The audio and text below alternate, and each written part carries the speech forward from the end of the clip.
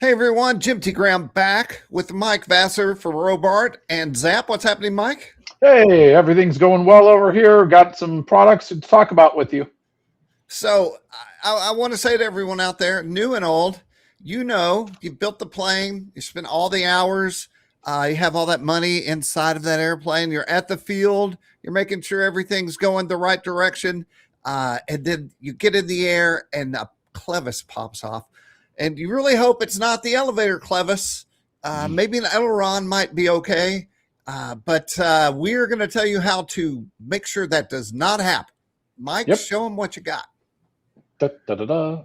So this is what Robart offers to fix that. So we have our Clevis Rod Ends, and we offer it in two different options. We offer it with a four to match into a 440 rod, and we offer it to match into a 256 rod.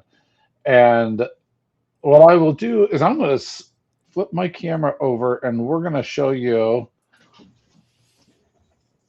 the the way that we have stopped that.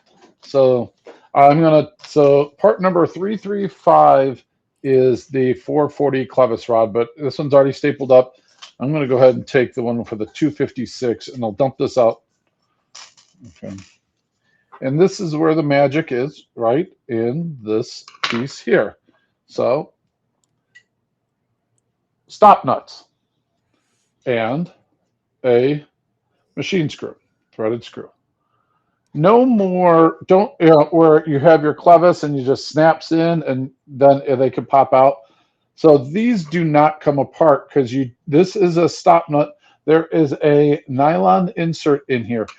You could also, if you want, you could back that up with some thread locker. All right. We offer the Zap blue thread locker as well as the Zap red thread locker. Okay. Which will never come off. It's a one time application. Yeah, for this one to come off, you You'd have to have to heat it add up. heat. Yeah, you got to heat it up. So, all right. So to going back to the 256, the 256 thread that we talk about, or the 440 on the part number 335, that's the threading inside of the clevis rod end itself. So if you have a 256 push rod, that's what will screw into there, Got right? it. The 256 is not the threading on your machine screw. Okay.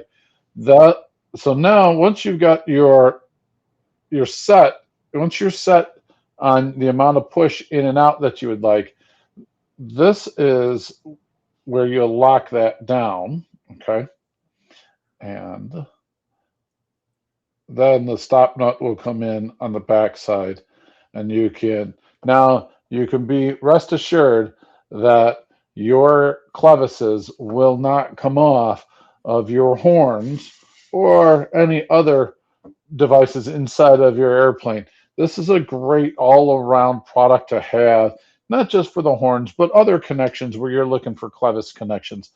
Uh, And when you Great have product there. thousands and thousands worth of dollars in your engine and turbine and servos and all the radio equipment, this is a cheap little piece of security that you know that you'll be able to get her back to the ground. Correct. And just the time and effort for those scratch builders out there, and you're really putting the time in and building that beautiful airplane. Don't go cheap on this. This is it. This is a great connection. Jim, why don't you pull the website up? Let's go to robart.com and we could show them really what we're talking about. Where it's we're not really breaking the bank with these either. So So, if you yep. go to catalog right there, click on catalog, click on horns, and scroll down. I mean, for four clevis rod ends, four screws, and four stop nuts, your retail on these is what, $12.59, right? Scroll all the way down to the bottom. Keep going, keep going. Yep. Yep. Yeah, $12.59 for the 440 one. And if we click on the next over there, Next. All the way at the bottom, go to the next page. Okay. That is where the 256 one is at. Let me go back. Which is 335. Yeah, No, that's both of them. 440. Yeah, both of them are $12.59.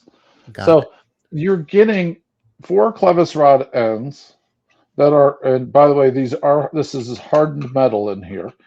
4 screws and 4 stop nuts for $12.59. It's a great insurance, like you said. You don't have to worry about these Clevis rod ends coming apart on you. Got it. All right. Well, that is a simple, inexpensive way to save your aircraft that you've spent, I don't know, a month or so building sometimes. So, Mike, thanks again for not only joining us with these tips, but also creating these products and having a little area right there where they're built, packaged, and shipped out of right here in the USA. You got it.